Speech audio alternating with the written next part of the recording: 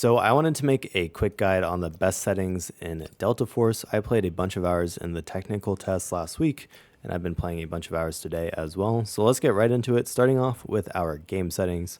I have the automatic airborne mantle turned off. I have weapon switching via scroll wheel also turned off. This one's really important if you're aiming in a fight and you accidentally hit your scroll wheel. You don't want it to switch your weapons so that that could easily get you killed. Moving on to scope magnification adapts automatically. To be honest, I haven't tried using this, but I just leave it off because I don't think I need it. But you can definitely mess around with that if you want. It says when enabled, the magnification rate of low power scopes will adjust adaptively based on FOV. Just sounds a little bit iffy, so I haven't tried that. Hit effect color is turned to red by default, which is totally fine. I think mark wheel and mark transparency are fine at 100%. And press to mark location is warfare. Honestly, I'm focused on hazard, so not really applicable. Then we have put marked items into safe box first. If you're done with quests and upgrading your hideout, you can definitely turn that off. But while you're leveling and going through your quests, etc., I have that on. You can mark items by hitting a favorite on them, and then they'll go into your safe box first. You can do the same thing with high value items, and then there's a cutoff for what is considered to be a high value item. So for example, I have set mine set to 15,000. So any item that is over 15,000 that'll fit in my safe box will automatically go in there when I pick it up. So it just saves inventory sorting.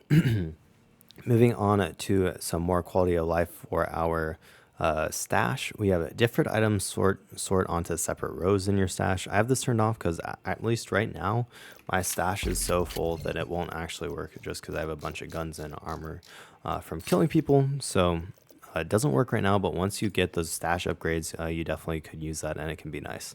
Then auto sort when opening stash, definitely have that on there. I don't really see any reason not to. And then you can decide how it auto sorts. So I have key cards at the top because if you get a key card, you're going to want to just equip it in your card holder anyways. So it's just nice to see them at the top. And then after key cards, I have container crates because, again, you'll want to equip those over here. Yeah, it's not like Tarkov. Container crates actually go on the left. They don't stay in your stash. And then collectibles are also at the top so that I can just sell them immediately and easily. Then we have gear and firearms. Attachments are next to firearms, so you can just easily put them on. Then consumables at the bottom because you can just equip them when you're gearing up in your loadout. And then meds right here. No reason to have those in your stash accessible. And then other items at the very bottom. So those are my game settings. Moving on to keyboard and mouse. My mouse sensitivity is set to 5. I have an 800 DPI mouse. And about a 1 foot by 1 foot mouse pad. So that's just to give you an idea and some perspective. And I leave all the multipliers and the vertical and horizontal sensitivity at 1. Then monitor distance coefficient is honestly fine at 1.33 for me. And then I didn't invert anything. Ground vehicles and aircraft sensitivity and gunner sensitivity aren't applicable for hazard operations. I apologize if you are a warfare player. So moving on to controls and combat, I actually did change a fair number of the keybinds for this game just to make my life easier and make it easier to reach different things. So starting off with, let's see what I changed first. I switched my E and Q so that if I want to lean right, I hit E. I hit Q. And the reason is basically, you're going to be using your index finger to hit D to move to the right side to peek, and you don't want to have to also hit E with your index finger, so you hit Q with your ring finger, and that way you have multiple fingers to lean to the right and also move to the right. So it's just useful, and then definitely have those on toggle. That way you don't have to hold it down and you can strafe back and forth while also leaning. Very, very strong. Make sure you have those settings like that. You don't have to switch them like me, but personally I think it takes a little bit of getting used to, but once you're used to it, it is so much better than the other way. Then I switch walk to shift just to match Tarkov, and run onto caps because shift is just sort of awkward for running. Both of those are on toggle as well. Auto run, I don't know why you'd ever use it. I guess you're like running to extract and doing something, but I guess you can have that if you want. Then moving on to combat, I didn't change too much in here. Just something to keep in mind when you're running around in this game. Definitely pull out your melee weapon. You run much faster with your melee weapon out. And then scroll wheel, we don't want to use those. Firing mode is fine. I don't think I changed much else other than I added my mouse buttons for tactical gear, gadget 1, and then I left gadget 2 on G because that's usually a grenade depending on what class you're running.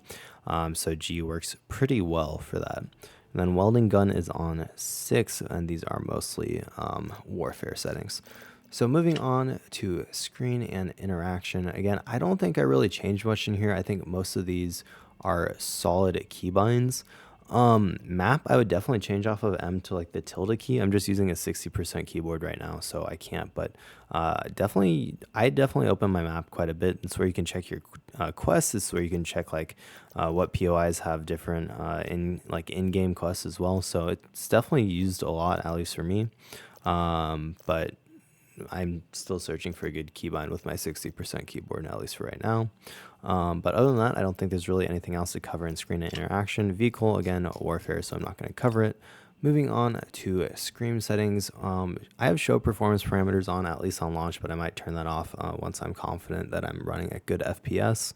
And yeah, nothing else. I guess you could have closed backpack / pickup tab when being attacked. I actually would turn that on. I forgot about that setting, but that's definitely something I turned on during the technical test and thought it was extremely useful to not be stuck in your backpack / a pickup tab when you're being shot at. So moving on to our graphic settings, I think this is what a lot of people came here for. I have my monitor set to that. Display adapter, I would actually set it to whatever your graphics card is. That can definitely help. And then I have display mode on borderless windowed. And then the aspect ratio is auto. I have in-match frame rate cap at 240. I mean, theoretically, you could leave it at unlimited, but ever since people's GPUs got fried when playing in New World, I always set it to like some high limit that I think will be fine. And then I have auto match frame rate cap to 60 because honestly, you don't need anything higher. I actually increased my sharpness from 50 to 60. I think it just makes the game ironically look a little bit sharper. And then my default FOV I've set to like almost 110. I think it definitely makes the game look better. But this is like more personal preference than anything. More FOV means you can see a greater field of view. Less FOV means the heads on your screen are bigger. So it just sort of depends on what you care about. Might even try turning that down to like 105 maybe. So then our basic graphic settings, I have it set to custom. And then weapon motion blur, definitely turn that off. Reflections are on low, texture filtering is on low, ambient occlusion is off, particles are on low, distortion is low, scene details are low, and scene view distance, I do have medium. There can be some pretty long sight lines depending on the map. Then depth of field I have turned off. This is an awful setting, definitely don't want to have that on. Global illumination quality, I have that turned to low. Shaders, I have turned to low. Textures are on medium just because I don't want the game to look too bad. You could even turn this up to high and probably be just fine. Streaming is on low. Shadows is on low. Shadow map is also on low. Post-processing is low. Volumetric fog is low. Animation is low. Then I have super resolution mode on NVIDIA DLSS. You could turn this to whatever you want, quality or performance. Balance is fine for me right now. And then I have NVIDIA Reflex low latency on enhanced. So that was a doozy. Hopefully you got through all those graphic settings. Moving on to audio. So I actually do have the audio output mode set to headphones, and then I have HRTF turned on. It theoretically provides like a better 360-degree awareness. I haven't like noticed a big difference, but it doesn't seem worse with it on, so I figured I may as well just leave it on. I have music volume turned all the way down at 5 just so that it's not deafening, and everything else is pretty fine.